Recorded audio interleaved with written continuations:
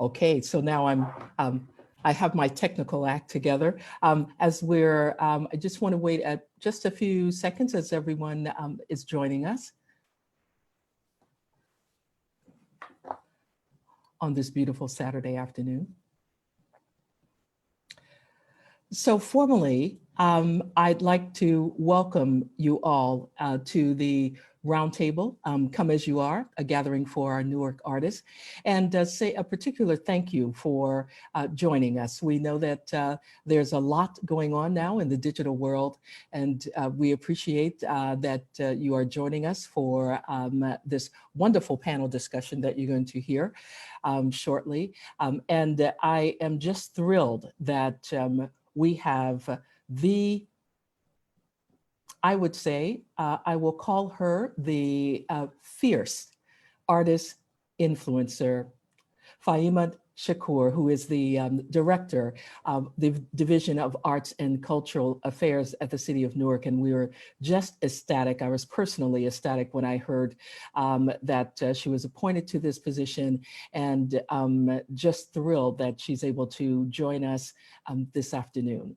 And so with that, I will toss it over to Catherine, our Deputy Director of Collections and Curatorial Affairs. Catherine. Thanks, Linda. I'm adding my welcome to everyone. I joined Linda's team last October, and it's just been an incredible pleasure and dynamic experience every single day. I'd like to introduce and say everyone can say hello to Mohammed Abdul, who's our curatorial assistant, and he is going to facilitate our Q&A portion today. As you have questions, please submit them through the tab on your screen if you're joining us by Zoom. If you're on Facebook Live, you may do so through the comment section. I want to add my thanks to our incredible Roundtable partners today, Lauren Craig at the Newark Arts and Fayemi Shakur, as Linda mentioned.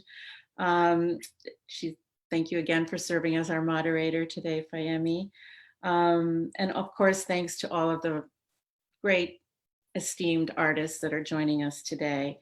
I want to say that this session builds on the webinar that Newark Arts and the City of Newark hosted on April 6th, which was a terrific resource, had lots and lots of information and different perspectives. So we see this as building on that session and hope to have more to come. I want to tell you a little bit about what's going on at the museum. And even as we're not there, what we'd like to say is that, I guess the next slide would be great. We're moving on. We opened the Norman Bloom show just about a month before we temporarily closed. And when we get back, we're looking into extending those important loans from many, many different institutions so we can keep it up for everyone to enjoy just a little bit longer. Next is, we're intending to open and will, our Global Contemporary space, which is a relatively new space that where we're featuring artists who are in dialogue with our collections in some way, and we're thrilled that Wolfgang Gill is next up, along with a great variety of quilts that speak to our collection and today's conditions. Next. We have some tremendous digital offerings, thanks to our Deputy Director of Learning Engagement, Sylvia Fantoni. The Art Face-Off is something that I think artists might be really interested in. There's a little cash prize, and next week we're featuring Joelle Lopez's work, Pestilence, appropriately. We also have a Lunch and Learn series every Thursday, and that features curators and artists and other creatives. We have online classes, and for those of you that might be interested in helping us out, we're looking for creatives. We're doing more and more of those. So please let Sylvia know. Her email is in that invitation for today's session. I'd also like to, as we move over to fayemi, recognize Bowie, who's joining us, and his work is on view in our 19th century American galleries. The Drop is an exquisite piece that animates our traditional paintings there and addresses climate change. Remember that? All right. Well, I think without further ado, I want to turn this over to fayemi, and thanks again.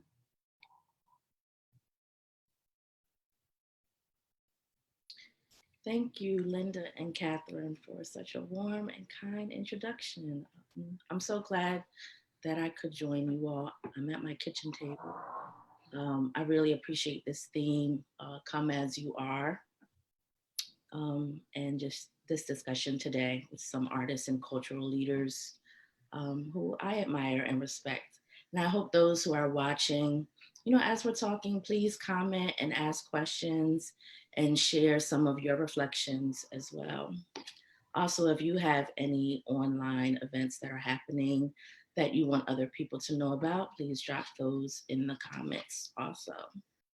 So I just wanted to start by sharing something that I heard, a talk with Arundhati Roy and Imani Perry. And Arundhati said something that I've just been thinking about for days and days.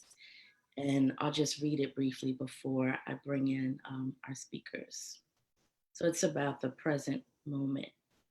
And she said, do we have a present? Somehow it feels like we don't. There's a past and a future, and the present is a transient lounge that echoes with the past and a premonition of the future. We're in this static place, trying to stitch our past to our future, and we can't because the present is ruptured. And for me, that was just really grounding and helped me to think about how naturally our minds want to go so far forward into the future, but the future is so unknown. And so I was excited to talk today to hear other perspectives from others about how they're processing this moment. And so first I want to start with Marcy Depina. Marcy is Vice President of the Board of Newark Arts, Executive Director of Newark Riverfront, producer, DJ MD, host of The Forces Show. And so, Marcy, hi, Marcy. Hi. Thanks for having me. I'm glad you're here. My first question is, you could stay on, Marcy. Okay. Marcy, how are you processing this moment, both personally, collectively? How is this experience shaping out for you, and what are some of your concerns? Wow. Well, obviously, this is an unprecedented moment for us all, something that we've never witnessed before on a global scale. And it's unnerving, it's confusing, it's scary, it's all of those things. And I think collectively, we're all feeling that way. Personally, some days I feel really great and I'm able to just sort of focus and be laser focused on my internal and just keeping my vibration really high and eating the right foods and keeping my health together, by taking vitamins and getting outdoors. But then other days, and today happens to be one of those days, it's not so simple. Every time I go outside, the enormity of what we're all dealing with really hits me. When I'm in my own space, I can sort of curate what I'm consuming, whether that's information, news, other people's energy. But when I have to go outside, such as today, when I had to go pick up supplies for my cat and go to the supermarket, the weight and the sadness and pain and suffering that so many are feeling, including myself, really hits me. And today, the way that impacted me was being in the supermarket and hearing the announcers say that the food bank in Harrison has run out of food, and they were asking for donations from people. They were going to be donating from the supermarket, but they were asking people to donate whatever they could. And before I could even process that, the tears just started falling. And from there, I went to the fish market in Ironbound, and there was a line wrapped around 2 blocks. And in that line, I noticed some of the faces, some of the neighbors that we have without addresses that I run into at Newark Riverfront, some of the undocumented workers that I know, neighbors. And, I was like, what are you guys in line for? And they said, oh, we're in line to get $100 or $50 food vouchers. And I felt really guilty. I felt really guilty that I still have an income, that I could afford to buy food. And what could I really do? So I think, that's our reality that we're all dealing with right now. Every day, every moment, we're sort of processing what's happening and figuring out ways to stay grounded, to keep our energy up, and to see what we can do as a collective. So personally, obviously, this represents a loss of income for many of us artists. So much of what we do is about being out and gathering people, and clearly that's not possible right now. So finding ways to pivot and to take this crisis and turn it into an opportunity for not just myself, but for others. So much of what I do is being sort of a megaphone to amplify other voices, and just been spending time and energy connecting with other people and figuring out how to utilize the technology that we have available to us and be able to continue with the work that we do and help to collectively uplift everybody, but at the same time figure out how we can possibly monetize these things so that we can survive, because it really does feel like survival of the fittest out here. Mm-hmm. Thank you, Marcy. Thank you. So before I let you go, what gives you hope? How are you? I want to know what gives you a little bit of joy and what works for you in this moment. Well, what gives me joy are other human beings. Being able to connect in spaces like this, knowing that we can still be connected even though we're physically distancing each other. My friends and my family. Seeing how people are coming together. I mean, there's a lot of people that are taking this opportunity to spew hate, but there's also a lot of people who are really waking up and seeing that we really need each other, that we are all connected. This virus, if nothing else, is showing us just how connected we really are. Something that can be so contagious shows us that everything we do affects each other. And I think that there's some beauty in that can be taken out of it. Seeing what's happening with the climate is really interesting also, to see that just, a month or 2 months around the world, how us sort of taking a step back and not being on the road with our cars and our vehicles and not doing a lot of the things that we do that cause pollutants. Seeing how just that very short period of time is regenerating Mother Earth. And, one thing that we know for sure is that this Earth has been here for millions of years, way before human beings ever were even a thing. And it will endure even if we are no longer on this planet. And seeing the way that Mother Earth has healed herself also gives me hope, because I think it's a direct reflection how we as human beings can also heal ourselves. And aside from that, the same things that always bring me joy, which is music, yummy food, which I've been cooking a lot, as I'm sure everybody is. And, just really communing with others, even with people I don't know, just trying to give a little smile or a head nod or an affirmation that we are in this together, even though sometimes it seems as though we're not, because some people have a lot more than others. Those moments where I can find that human connection is something that I really hold on to, that gives me not only hope, but faith to keep going. Mm-hmm. Thank you, Marcy. Thank you. Lauren Craig. Hi, Lauren. Where you at? Hi, here I am. Hi, Lauren. So Lauren is the Director of Marketing and Artistic Initiatives at Newark Arts. And thank you for joining us, Lauren. So tell us, share some of your personal reflections on how you've been impacted by this crisis, how you're managing your time, your emotions, how has it impacted your work, and some things that give you hope. Thank you. Thank you, everybody, for having me. And thank you, everybody that's on the call for showing up and giving you all big e-hugs. I have found this to be such a crazy time, like I'm sure everybody else has. It's been a lot of ups and downs. I think when it first all happened, I was just scrambling to try and figure out how to pivot, which I think we've all been doing. I have my job at Newark Arts, and thank God I still have my job at Newark Arts. But then my outside career, my outside entrepreneurship involves gathering people, bar crawls, which inherently are gathering a lot of people together in small spaces.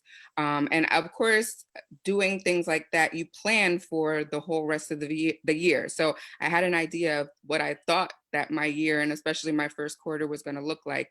And then all of a sudden, it was like in thin air, disappeared. So I think there was a little bit of grief there that I had to come to terms with. Okay, this is not happening the way that I thought it was going to happen. How can I be there for my community that's always been there for me? Also, my family has a art show, Art in the Atrium, which has been going on in Morristown this would have been the 28th year, and we had just completed the show. It was our biggest show yet. And right before everything, we weren't able to have the opening reception, which was supposed to be on March 20th. It was just too dangerous of a time. So actually in the past month, we've just pivoted to online, which is the first time we've ever done something like that. So it's been like a big learning curve, but also, exciting to kind of figure out, okay, how are we going to land on our feet? But of course, our main goal is to not only keep our nonprofit alive, but make sure that our artists are being supported. Like everybody was relying on that opening reception to sell work, and our featured artist Jerry Gant, and so that show is now online. So I'm really excited about that. That actually just launched today. So, but personally, I think it's like Marcy said, it's up and down. It's depending on the day. I've here in Morristown with my family, which is where I grew up, and I've become a homemaker now. I'm taking care of a 7-year-old and a 75-year-old, so that's been interesting. But it's hard to also work, and it's hard to do mundane tasks with a pandemic going on. Somehow it's just like, I mean, should I be going to the post office right now? Like, what is happening? So it's a lot of, I don't know, it's a lot of ups and downs. But in terms of hope, I definitely have a lot of hope. I think when we all get through this, there's going to be we're all going to be new people, new and improved. We're going to have entire different mindsets, I think, entire different careers, entire different ideas of what we want to do with the rest of our lives, new inspiration. So I'm just looking forward to that part of this. Yes, the pause is hard, right? Yes, especially financially. Thank you, Lord. Laqua Nunya, you are. He's up next. He's a muralist, an artist, and immigrant. And I'm really excited to talk to him because Laqua has been up to some interesting activism that I think is really important. Laqua, are you there? Yes, I'm here. Hi. Hi. How are you? I don't see your face yet. Hi, thanks for the invite. Hello to everybody. There you are. I want to share with you how I've been going through this. I'll start with my emotional state. I think like everyone said, it's been really confusing and weird and hard to see everything that I did out in public space as a muralist completely halted, right? Basically all my income is gone. At the same time, I count myself as lucky because being an artist is a form of privilege in a way. And I'm also able to continue surviving, right? But still, it's hard. I went through grief and like just like not knowing how to handle this. But at the end of the day, I also come from a place of resilience as an immigrant. And I think as people of color, we always bring that. So it's been really interesting to see how different people have handled this and have created new ways of thinking and moving forward, right? It's very upsetting what's happening, but it's also a time of radical change. And I find that actually very exciting. I think we're talking about pivoting. For me, it's been interesting to sort of like think about finding or redefining my purpose. Not being able to go outside, not being able to paint, having none of the structures that I depended on working anymore has been very interesting. Like I can't go to a studio, I can't exercise, I can't hang out with friends. Like what do? Again, creative workers are ready for this. Like we have been creating answers. So that's been super, super helpful. My concerns are that, you know, a lot of people are being left behind. Undocumented immigrants are sort of like being demonized. Our president's telling us to inject Clorox and get UV sun rays into our bodies. So it's a really, really weird. But going through all of that, I just found it very healing to sort of share in community like we're doing now and sort of extend my work and find ways of doing that. So I've just been kind of like reaching out to different organizations and creating online campaigns. Like right now I'm working with Compassion in New Jersey, and you can check them out on Instagram and Twitter. And we are trying to get the word out there to achieve some rent forgiveness and sort of make this a more equitable experience for all of us. And going forward to the future, I think my full faith is on the creative, resilient work of artists. And when I'm at my lowest, I find music, movies, reading, poets, all of that gives me hope and gives me joy. And all of you give me hope and all the work that you're doing. Yeah, I think I got like through all those emotions, but then still find a way to think about the future. Because if anything, that's what we're here for. We're here to creatively create that future, to like dream it up and to come up with answers as we go. Mm-hmm. Thank you so much, LaQuа. I really appreciate that work that you're doing with Compassionate New Jersey and Rent Forgiveness. I think that's a super important issue. Appreciate it, thanks. Kiambui Olujumi. Hi, Kiambui. Hey, how you doing? Good. Nice to see all of your faces. I really miss our artist community. The Newark Museum has been such a source of a place where we have gathered in the past before.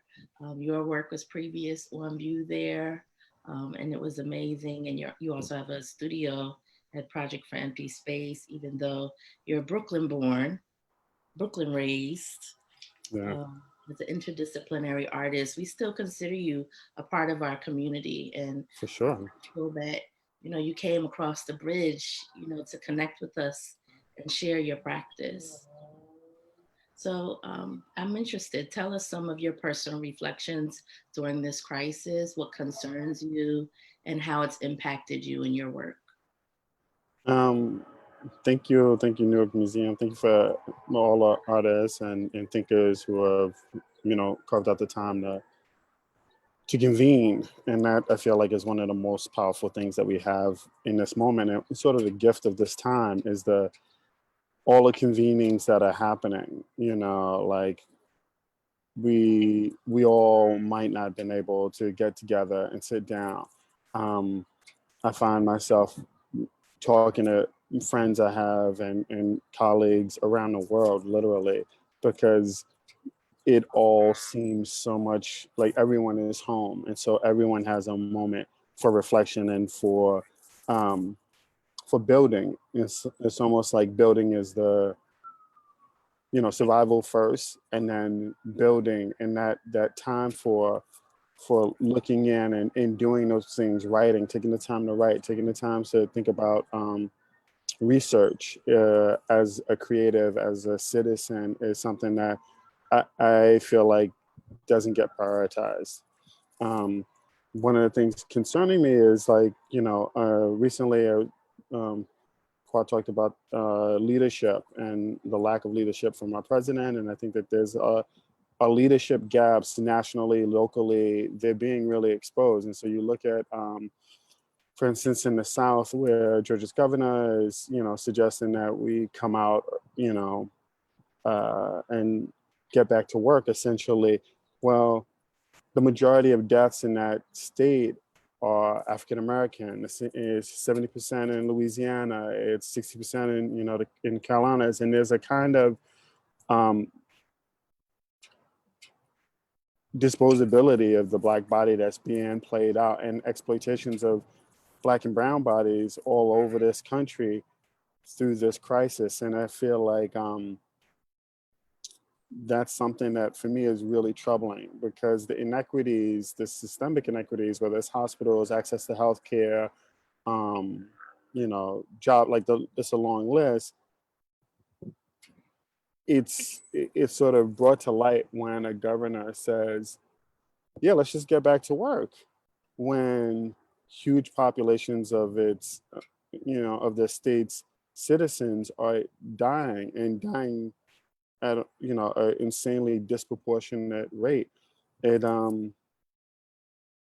It's troubling, and I feel like, again, this is a time where I'm able to do kind of deep dive in numbers, and that's where I both find my concerns and my solace, in terms of the change in hospitalizations and deaths in New York City, and going down, and the testing, the three human trials for vaccines that are happening. So in that way, it having the time to really go in and like read scientific papers that honestly you can't just like look at on your phone, to like really deep dive those things. I'm appreciative. And then also spending time with your family. I feel like having had chunks of time as a maker, as an artist, to go somewhere and think where you don't have a lot of other distractions or activities, you realize how much work you have to do on yourself. and and and that is both for yourself and for those you love and for those you are obligated to, depending on how you think about the task of being an artist. But so I think for me it's a minute by minute sort of journey. Yesterday I was not feeling great. The sun was out and I'm outside, and second by second. Get that vitamin D. Because it actually helps, and it's necessary, and it staves off depression. Yes, it does. Thank you so much for those reflections. I just want to share with you some of the comments that have come in from Manny Faces. He says, just want to say how important the arts have been for all of us during this time. Your frustrations are felt, but your energy and work, past, present, and future, are still so valuable and appreciated.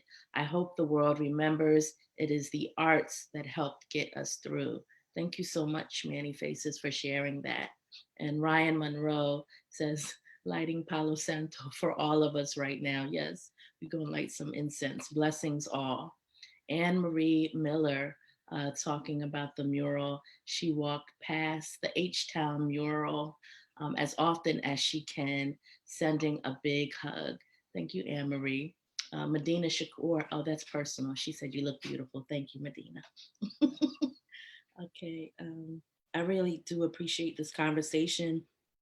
I think sometimes, the arts during a crisis involving public health and lives, we have to make personal sacrifices willingly. It doesn't even seem, it's a sacrifice, but it's not, because we care, of course, about the lives of others. But we are experiencing hardship and suffering as well. And we don't want to compare suffering with anyone, but we do want to acknowledge that artists too are being impacted, are out of work, that our businesses and institutions are closed, and we need the support of, our funding community and all of our donors, and just general understanding across the board, and taking kind of a wide view lens is important. Spencer says, what resources, grants, open calls, opportunities are available for Newark artists right now? Yes, Spencer, we're going to get to that most definitely.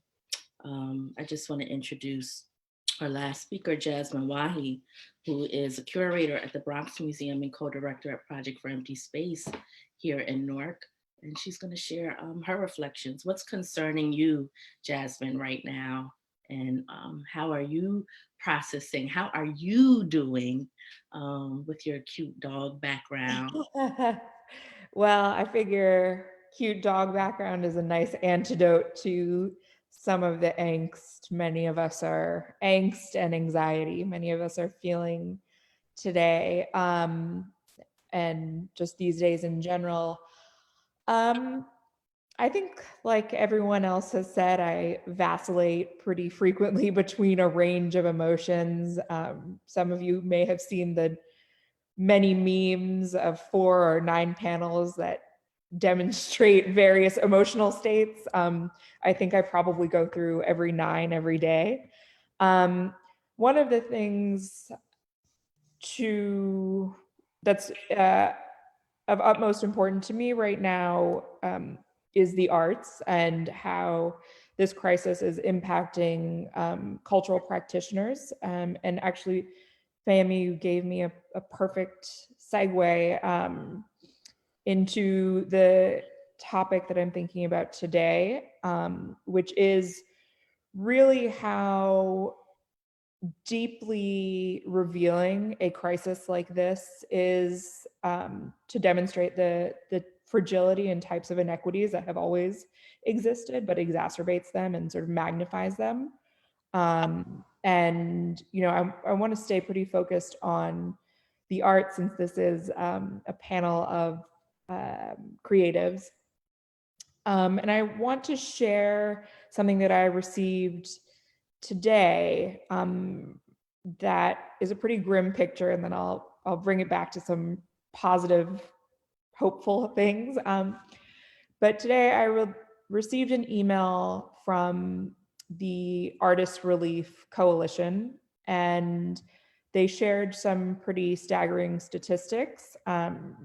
For those of you who are not familiar with what is happening funding-wise for the Artist Relief Coalition, it's a group of several large funding institutions that have pivoted the way their funding is being used. So money that would have been allocated for specific types of grants is now going directly to COVID-19 funding.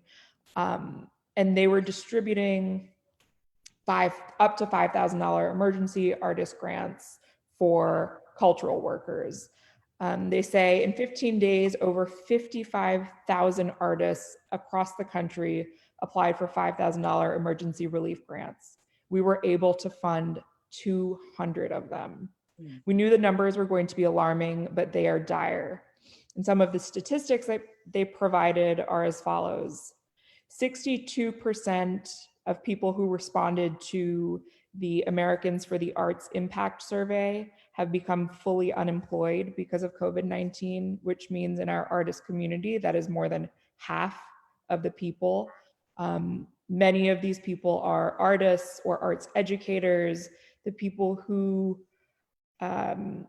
really have in my opinion, the most important roles in institutional structures because they interface with the public far more so than I think curators do and other higher ups in institutions. And unfortunately, the educators and artists in institutions are often the most vulnerable and also often the majority of the people of color in institutions. To go back to the statistics, 95% of people surveyed have experienced income loss from COVID.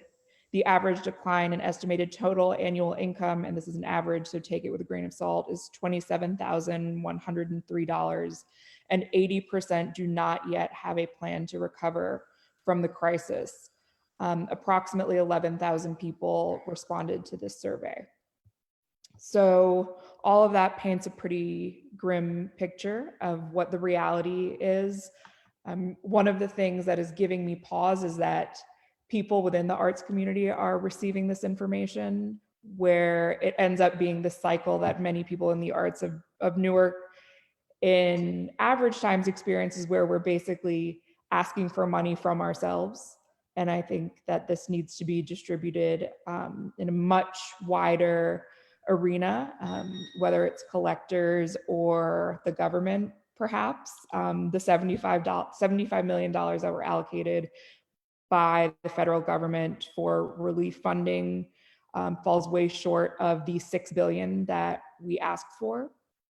But on the flip side of all of this, and I know I'm going kind of long, sorry, Fayemi, the flip side to all of this is a moment of reflection to regroup and find community and strategize about ways that we can move forward. And I think a silver lining is also how we can consider arenas that we may have sort of taken for granted or put on the back burner of accessibility, how we're in a moment where we're forced to be online. How can we think about accessibility through the digital space?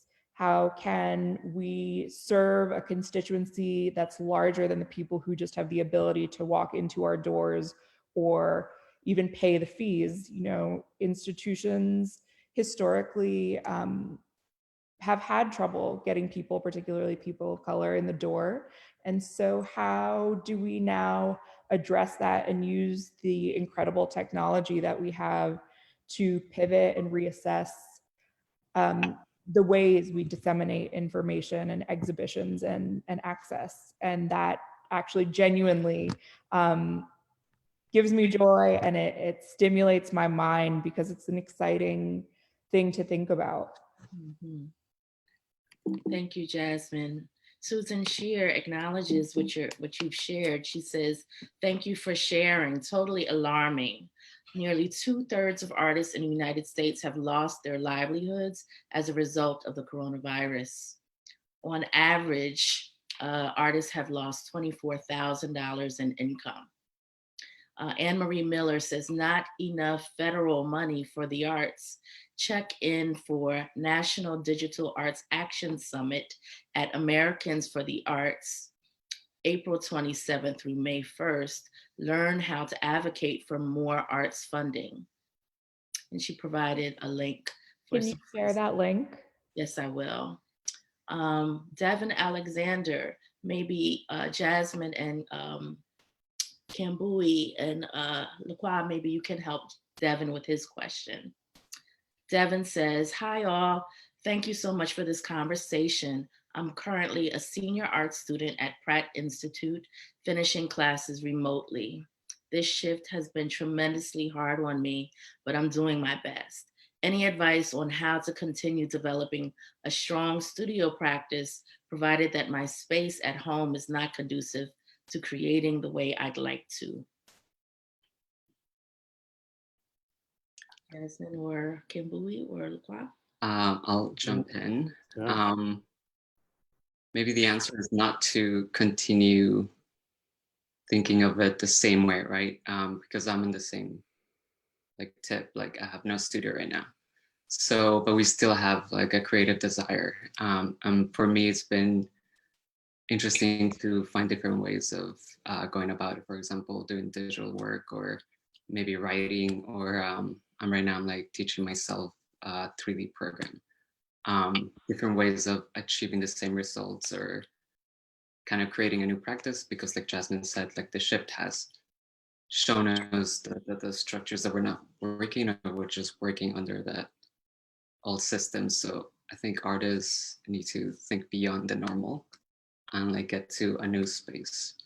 Like again, create a new normal. Thank you. Look, Bowie, did you want to offer some suggestions for Devin?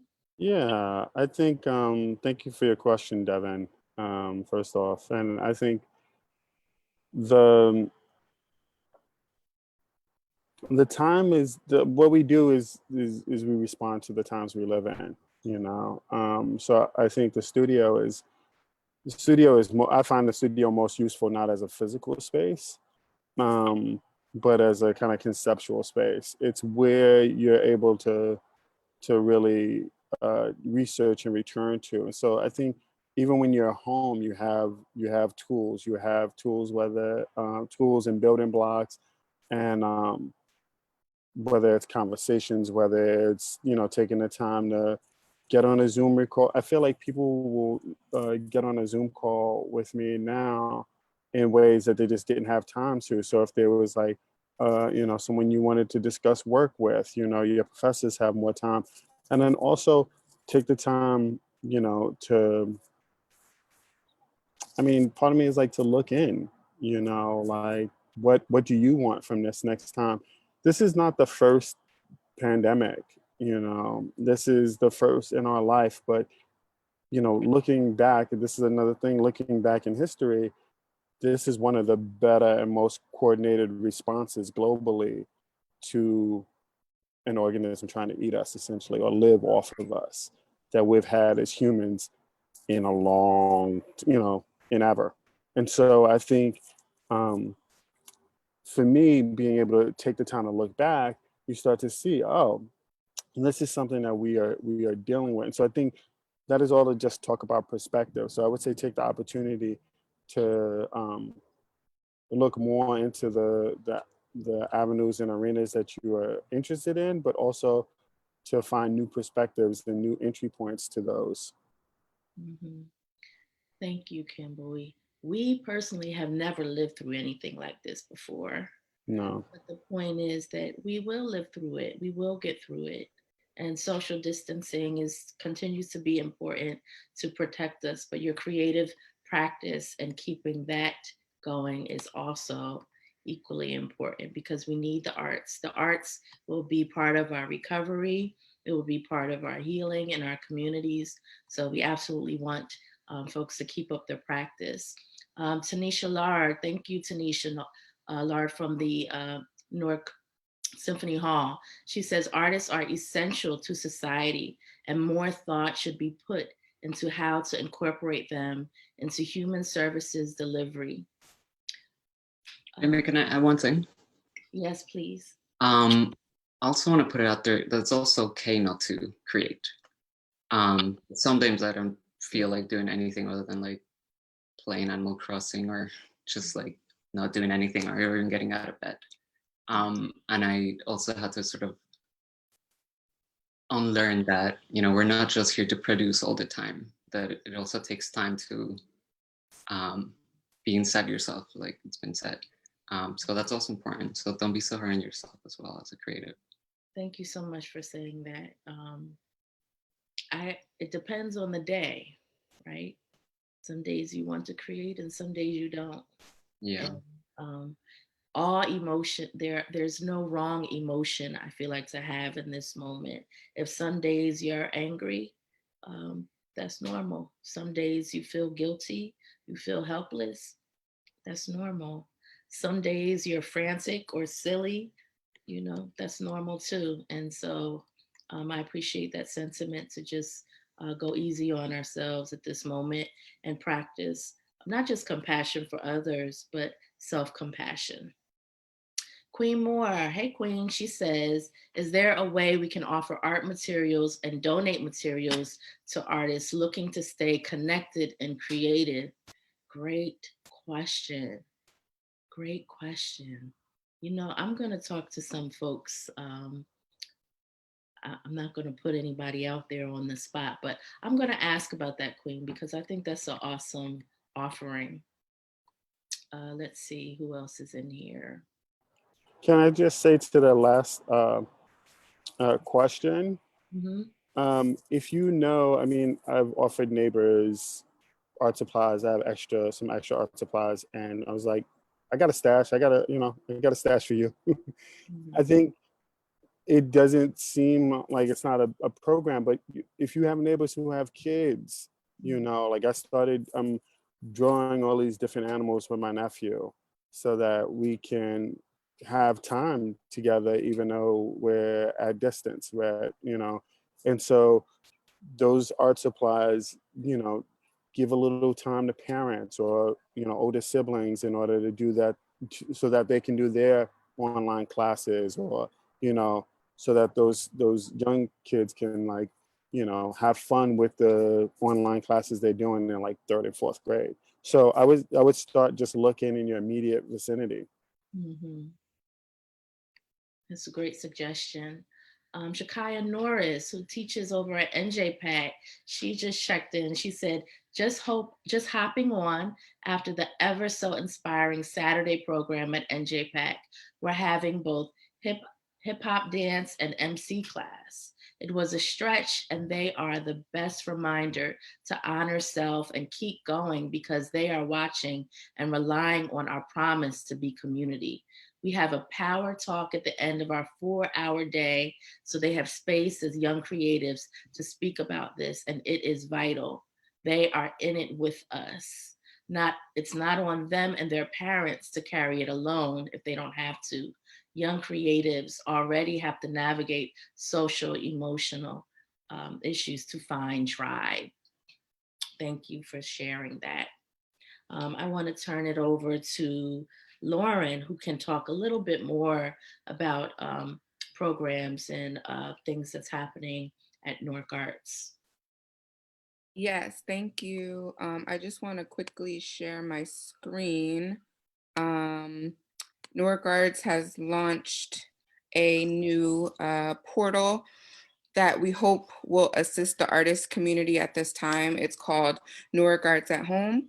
And if anybody has been a part of the Newark Arts Festival, you recognize this platform. We basically just reconfigured it to host all your virtual events and offerings, classes, webinars, live painting, dance, anything, food, anything creative. We would love for you to sign up. As you can see, we're getting a lot of great events online. Sorry if I'm giving anybody a headache scrolling. But if you would like to, it's absolutely free to register. You just click this button here, log in and register, and then you can add your events. And we'll be pushing that out for as long as we're all inside. And this is actually something that we're also thinking about, like moving forward, looking at Newark Arts Festival in October. So October is still quite a ways away, but how, even if the shelter in place orders are lifted, how much are people going to want to be around a bunch of other people and when?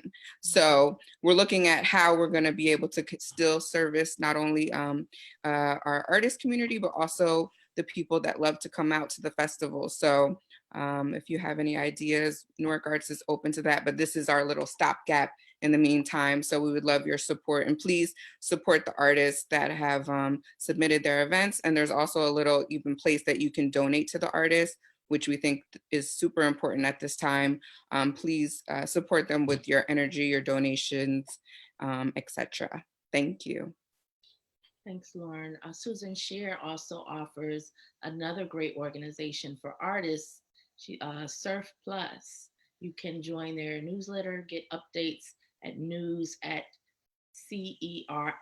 as in Frank, PLUS.org. Susan says, SURF is continuing to advocate for artists at the federal level. We have signed onto a statement with the cultural advocacy group that was delivered to Congress and outlines the needs of artists in the arts sector. It includes key talking points that you can use to contact your own congressional delegation to thank them and let them know about the importance of relief for the artist community. You can find a link to this statement on our website here. So we're going to make sure we check that out, Susan. Thank you so much for sharing that with us.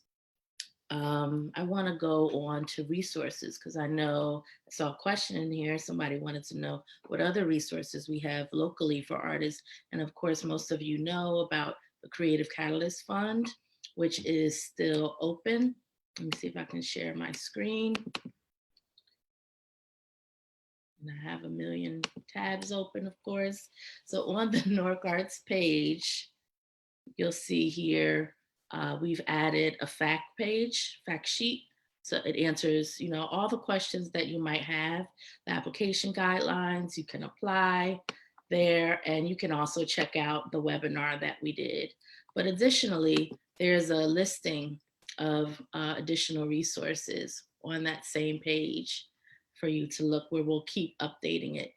There's information for unemployment, for gig workers, freelancers, independent contractors, and also the city of Newark has a COVID page, a new Newark COVID relief website that they have set up. And so it's a really comprehensive help list. This is the website up here, newarkcovid19.com. And if you scroll down, there's a whole listing about information. Be Still Mondays, which you all know in Newark is the day where we do not leave home. We stay home, we stay in, we give our essential workers a break and some relief.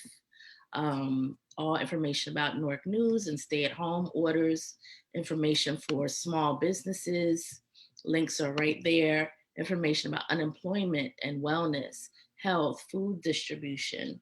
And a lot of people have been having issues with unemployment. So you can go right on this website to answer all your questions in one place, which is super convenient. Even if you have questions about housing, issues with your rent, go on the website, check it out, newarkcovid19.com.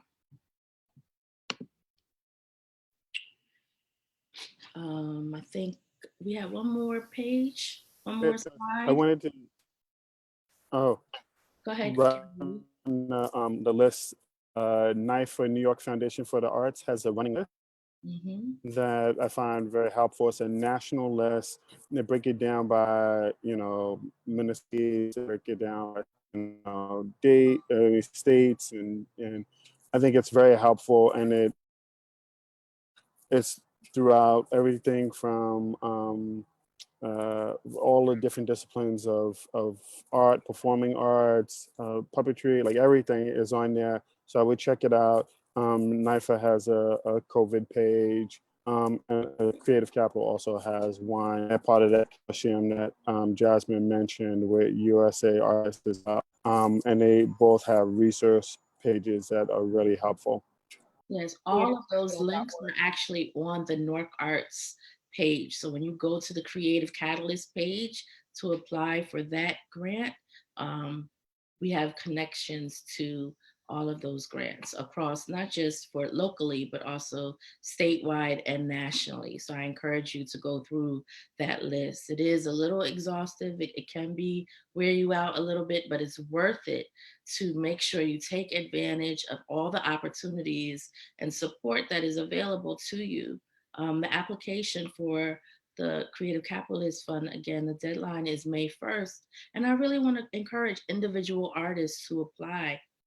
Sometimes it's intimidating to apply for a grant, but we are here for you. You can email me. No question is a silly question. You just ask and let us help and point you in the right direction. I want to turn it back over to Catherine now. Can I add one thing? Oh, yes. As a resource, the Artist Relief Fund hopefully will be getting more money in. The applications are not closed as far as I understand, and you can find them on Instagram and Facebook at Artist Relief. And that's where you can find the statistics that I shared, as well as additional relief information. And that's a national coalition that is giving out those grants. Can I add something too? It's not the normal traditional way of thinking about resources, but I really want to encourage people to use each other as resources. Not just for getting money, but how can we, currency is not just money. Currency is also skills. Currency is also working with each other, networking, collaborating with one another, sharing information. I think we really need to rely on each other in this moment. And I can tell you that for me personally, a lot of the ways that I've been figuring out how to continue to do what I do in this moment is by working with other people. I don't know everything about technology. I don't always have the skills, but in talking with other DJs and engineers and arts presenters and artists, together collectively, we're coming up with solutions that will help us to monetize what we're doing, to build our data so that we can collect data, which is another form of currency in this moment, a really important form of currency, to build our followings online and social networks, which are also important. And I think that if we can support each other and share not only information, but share with each other what we're each doing and promote each other, that's also a great resource that I don't think should be ignored in this moment. It's critically important. Thank you. Jeremy Johnson says, a shout out to Newark Museum of Art and all the panelists. Each of you is a part of the solution to the current crisis. Thank you for giving of leadership and your art. Thank you, Jeremy. Ryan says, it may be anecdotal. I know within the impact investment community, there's great pressure on endowments and family offices committed to impact and racial equity to commit dollars to art works. It won't ever be enough, but there are people who care, trying to use their philanthropy to do more and help more for all. Thank you.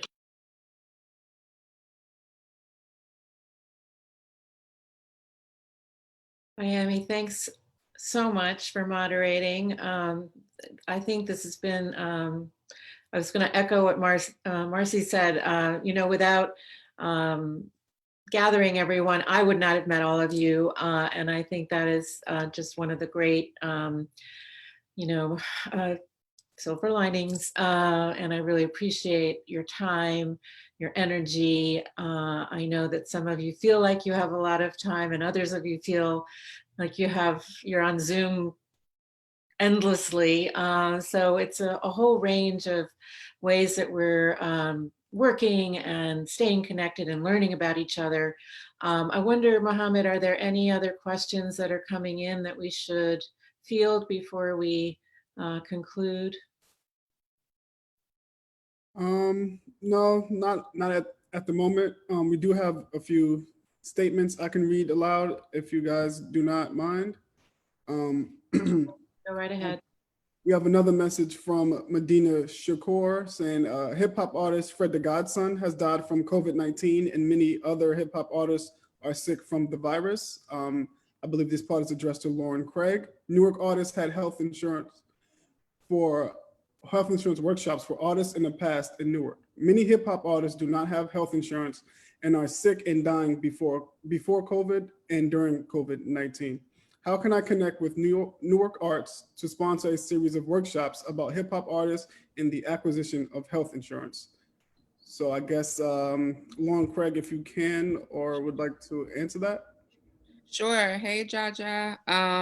So yes, we have done health insurance workshops specifically for artists in the past. We connected with CareSpark, who works with the Lincoln Park Coast Cultural Community. They're actually doing a lot in the community right now for seniors, providing fresh produce for seniors. But I can certainly reach out. I think that's a great idea to have some sort of convening to make it easy for perhaps people, or make the process easier for people to try and retain some health insurance at this time. So let's talk offline. Email me and we can talk. And just while I'm on, I also want to answer Perp. Hey, Purple. She let everybody know Arts Ed Newark, which we are the umbrella organization for, they are hosting trauma-informed care workshops online starting this week. And that's going to be really interesting and informative. So if you would like to know more about those workshops, you can go to Arts Ed Newark .org and sign up. So thank you both. Great. Thank you again. Linda, do you have any parting words for our wonderful panelists and participants today? Thank you, Catherine. I do, because I was just struck how each one of you really talked about where you see anxiety and that we're pausing. I mean, this is a time for reflection. And I have to say that I've been inspired because where the hope is, it's with you. Each of you have demonstrated being a leader, and not only in your art, but in your compassion and how you are seeing the world and how you are looking at these various ways for us to be compassionate. I think, Lakai, when you mentioned the how as an immigrant community, really we are resilient, and it reminded me of my grandmother who was resilient after World War II. And then, you know, we fast forward and she really impacted my life, that we really will be able to get through this. And each of you has brought to the table, I think, Bowie, you mentioned art and politics. They are together. We can't really move through the art world and be culture workers without looking at the political landscape. So I'm hoping those who are listening will vote this year. I also am just really humbled that you all participated here. And we know that this platform that we provided, we actually get something out of this personally. I see that when we closed on March 16th, the museum will just not be the same when we reopen. We can't be. And you've allowed us to, in hearing your thoughts and just understanding your deep commitment to this, even during a time when anxiety is just a part of our everyday lives now. But we know that this institution cannot be the same. It will be a very different place, and it will be a different place because of voices like you. And so I am just struck by your humanity and impressed by your leadership. And I thank you all for really coming to the museum in our digital way and being able to have this conversation, because you created yet another layer of fabric in our arts community. I really enjoyed this past hour. Thank you so much. Thank you for your leadership. Yeah, thanks for the invitation, convening with so many wonderful people. So before we go, can I ask us all to do one thing? And I want you to practice this one thing too. Some of you know I used to teach yoga and meditation. Right? So we're gonna do something. A group picture. Not a group picture. I want us to breathe in through our nose and breathe out and relax your shoulders. And just notice like how much tension that we hold in our body unknowingly, right? Do it one more time. Breathe in through your nose. And breathe out through your nose. Relax your shoulders. And just all the time. It's a very simple practice, but before your calls, before your difficult conversations, when you're frustrated, when we're loving on each other, remind each other to just breathe and take good care of each other and yourselves. Thank you, guys. Thank you. Peace, love. Thank you so much for that bonus moment, fayemi. It's really a lovely way to conclude our time together. Look forward to seeing you again soon. Mm-hmm.